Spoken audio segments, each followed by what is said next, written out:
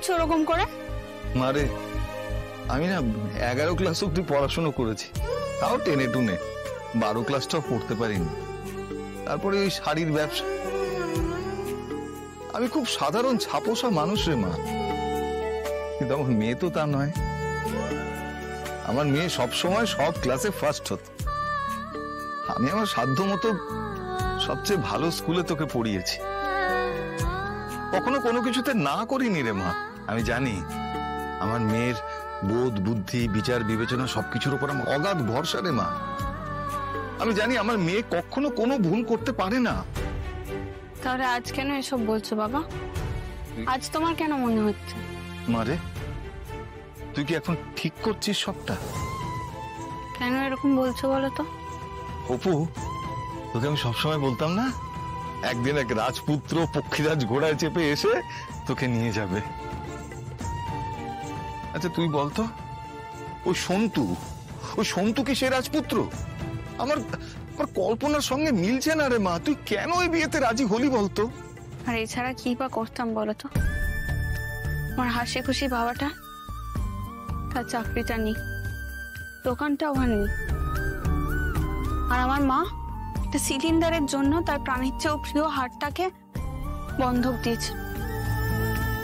আর যে মেয়েকে নিজে না খাইয়ে বড় করেছো, সেই মেয়ে তোমাদের জন্য এইটুকু করবে না?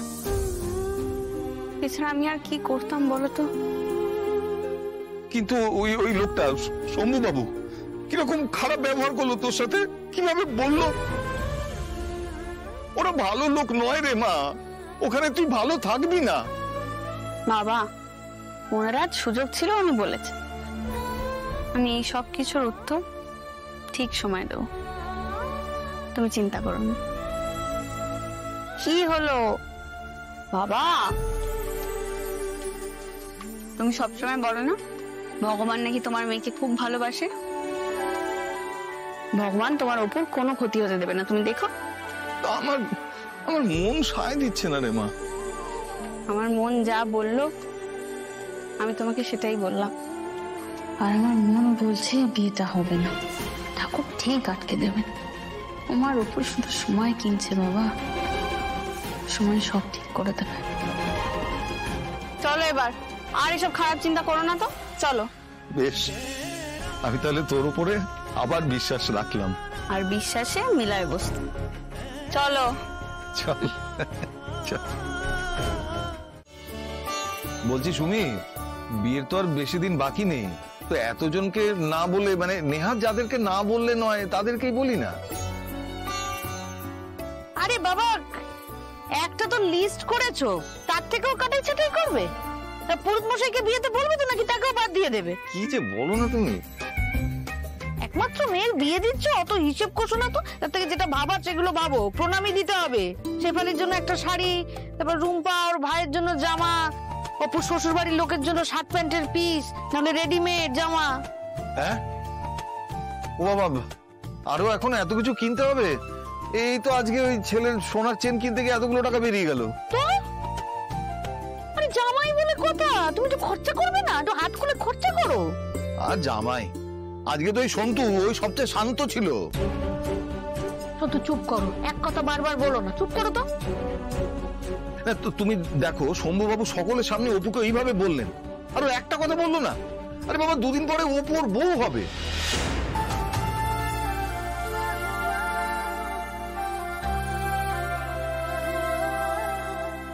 তো বউ সম্বন্ধে একটু তো কিছু বলতে হয়, সে বোধ বুদ্ধি ওর নেই। থাক না বাবা, এসব কথা এখন ছাড়ো না, এক কথা বারবার বলো না।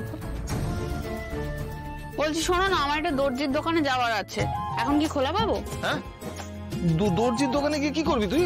মায়ের পুরনো শাড়ি দিয়ে জামা বানাবো। শাড়ি দিয়ে জামা? জামার দোকানে গেলেই তো জামা কিনতে পাওয়া যাবে। সে পাওয়া যাবে, কিন্তু জামা কিনতে গেলে এখন 1,000 টাকা খরচ। তার থেকে ভালো মায়ের শাড়িগুলো তো পরেই থাকে, সেই তো ছিঁড়ে নষ্ট করবে, তার থেকে কাজে লাগিয়ে দেবো। দেখেছেন স্যার, আমার মেয়েটা কত হিসেবি। এসব অদ্ভুত অদ্ভুত চিন্তা ওর মাথায় আসে। অপুর শ্বশুর বাড়ির ভাগ্য ভালো যে ওর মতো মেয়ে পাচ্ছে। তবে তুমি যাই বলো সুমি, ওই শম্ভু বাবুর ব্যাপারটা না আমার মাথা থেকে কিছুতেই বেরোচ্ছে না। ওইভাবে এতগুলো লোকের সামনে অপুকে বললেন, স্যার আমি ঠিক বলছি কিনা আপনি বলুন। হ্যাঁ, আপনি তো এই ব্যাপারে কি বলছেন? বাবা চুপ করো না, সব কথায় অত ফসকা পড়লে চলে না। বলছি কি, এই ব্যাপারে সতীনাথ বাবু কিন্তু সত্যি বলছেন, ওইভাবে কথা বলাটা। স্যার আপনি একদম ধুনো দেবেন না, আপনি ধুনো দিলে কিন্তু ও এক কথা বলে বলে মাথা খারাপ করে দেবে।